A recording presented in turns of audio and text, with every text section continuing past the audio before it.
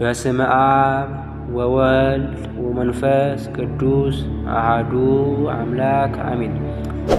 ይህ የአባታችን የርዕሰ ሊቃውንት የአባ ገብረ ኪዳን ዘድንግል ቤዛነት በአሐቲ ድንግል መጽሐፋቸው ከጻፉት መካከል ምዕራፍ 6 ቤዛዊተ ዓለም ንትፈሳ ኩልነ በዝክረ ስምኪ ጥዑም ወበደማስካልኪ ማዕድም ቅድስት ማርያም ቤዛዊተ ኩሉ ዓለም የዓለም ሁሉ ቤዛ የምትሆኝ ንዕድ ክብር ድንግል ማርያም ሆይ የሚጣፍጠውን ስምሽን በማሰብ ደስ ይለናል።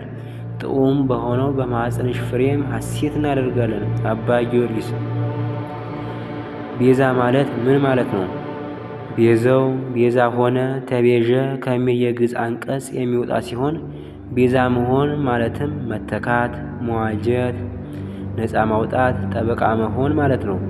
በዚህ መሰረት አንድ ሰው ለሌላ ሰው ቤዛ ሆኖ ሲባል በተቤዠው ሰው ላይ ያለበትን ዕዳ በእርሱ ትክ ሆኖ ከፍሎ ነፃ ማውጣት ማለት ነው። ወደ ነገረ ድነት ስናመጣው ደግሞ በአዳምና በሔዋን በደል ምክንያት በሰው ልጆች ላይ የነበረ የመርገም ዕዳ የሞት ፍዳ ነበረብን። የኃጢአት ደሞዝ ሞት ነውና የእግዚአብሔር ምሕረቱ ፍርዱም ምሕረቱን አይቃወምምና ለዘላለም በአዳም ላይ እንደ ፈታሂነቱ የፈረደበትን ዘላለማዊ መታዘዝ በምሕረቱ ዋጅቶታል። ለውድቀታችን የአዳምና የሔዋን አለመታዘዝ ምክንያት እንደሆነ ለድህነታችን ደግሞ የድንግል መታዘዝ ምክንያት ሆኖ የልጇ መስዋዕትነት አዳንን። አሁን ግን የንጽሕተ ንጹሐን የድንግል ማርያምን ቤዛነት ወደ መመልከት እንመለስ። መጽሐፈ መነኮሳት ጸጋ የሚመለሰው በወጣበት በኩል ነው ይላል። እውነት ነው። ስለዚህም እግዚአብሔር ለሰው የሰጠው ጸጋ በሔዋን በኩል እንደወጣ በሴት በኩል የወጣውን ሀብት መንፈሳዊ በሴት በኩል ይመልስ ዘንድ ድንግል ማርያምን ለሔዋን ቤዛነት መረጣት። ቅዱስ አባ ጊዮርጊስ ዘጋስጫ ስለዚህ ነገር ሲናገር በወደኩበት በኩል ተነሳሁ፣ በራኩበት በኩል ቀረብኩ ይላል። በሴት በኩል ወድቆ የነበረው ዓለም በሴት በኩል ትንሣኤው፣ በሴት በኩል ርቆ የነበረ ሰው በሴት በኩል ቀርቧልና እንዲሁ በእንጨት ፍሬ የጠፋነውን በእንጨት ይክሰን ዘንድ በእንጨት ላይ ተሰቅሎ ዋጀን። ድንግል ማርያምን ዓለምን ያድን ዘንድ በመጣ ጊዜ እግዚአብሔር ከመረጣት እርሱ መረጣት እንጂ እርሷም ምን አደረገችልን የሚሉ አንዳንድ ወገኖቻችን አሉ። ይህንን የቤዛዊነቷን ስራ እንደሚከተለው እናያለን። ጸጋ ረድኤቷ በረከት ልመኗ ይጠብቀን፣ አሜን። ለመመረጥ የተገባች ሆና መገኘቷ። አንዳንድ ሰዎች ስለ ድንግል መመረጥ ሲነገር ሲሰሙ እንዲህ ይላሉ፣ ሲመርጣት ላትመረጥ ነው? እርሱ ጠበቃት እንጂ እርሷ ምን አደረገች ሲሉ እንሰማቸዋለን። ቅዱስ መጽሐፍ ግን እንደሚያስረዳን እንኳንስ ለእናትነት ለመዳን እንኳን እግዚአብሔር ዓለምን ማዳን ስለሚወድ ብቻ ያልተገባቸውን አይመርጥም። እስመ ኢደልወሙ ለእለ አሰርናሆሙ ለና ልጅነት እንደተሰጠው ሲያስረዳ ነው። ወነጸረ እግዚአብሔር ለአለ አቤል ወለአለ መስዋዕቱ እግዚአብሔርም ወደ አቤልና ወደ መስዋዕቱ ተመለከተ የተባለውም ይኸው ነው። የአቤልን የልቡን ቅንነት የመስዋዕትነቱን መበጀት ስሙርነት አይቶ ተመልክቶ አቤልን ተቀበለው እንጂ አቤል እንዲሆን አድርጎ ወስኖ መርጦ ግን አልፈጠረውም። በአንጻሩ ይነጸረ እግዚአብሔር ለአለ ቃየል ወለአለ መስዋዕቱ እግዚአብሔርም ወደ ቃየልና ወደ መስዋዕቱ አልተመለከተም እንዳለ የቃየልን የልቡን ጥመት የመስዋዕቱን አለመበጀት አይቶ አልተቀበለውም። ከአቤል ደግነት ጋር የአቤል የመስዋዕቱ ስሙርነት አብሮ እንደታየ ከቃየል ጠማምነት ጋር የመስዋዕቱ ግዱፍነት መታየት እንጂ ቃየል ደግ ሰው እንዳይሆን ግን እግዚአብሔር ወስኖ ለክፋት መርጦ አልፈጠረውም። እግዚአብሔር ሲኦል የሚገቡ ሰዎች እንዳሉ አውቆ ሲኦልን አዘጋጀ እንጂ ሲኦል የሚገቡ ሰዎች ላይ አስቀድሞ እንዲገቡ አድርጎ ወስኖ አልፈጠረም። እናቱ ድንግል ማርያምን ከእናቷ ማኅፀን መርገም እንዳይኖርባት የጠበቃት እርሱ ነው። ቅድመ ዓለም የአምላክነት እንድትሆን የመረጣትም እርሱ ነው። ነገር ግን ፍጻሜዋን በነፍስ በሥጋ በውስጥ በአፋ ንጽሕት እንድትሆን ያውቆ የመረጣት እንጂ እርሱ ስለወሰነ የጠበቃት የመረጣት አይደለችም። ከመርገም ኃጢአት የጠበቃት ከምልዓተ ኃጢአት ተግታ እንደምትጠበቅ አስቀድሞ መንፈሳዊ ፍጽምትነቷ ተመልክቶት ነው። ለኃጢአት የተዘጋ ፍጹም ቁርጠ ሕሊናዋን አይቶ ዘላለማዊ ድንግል ትሆን ዘንድ መረጣት።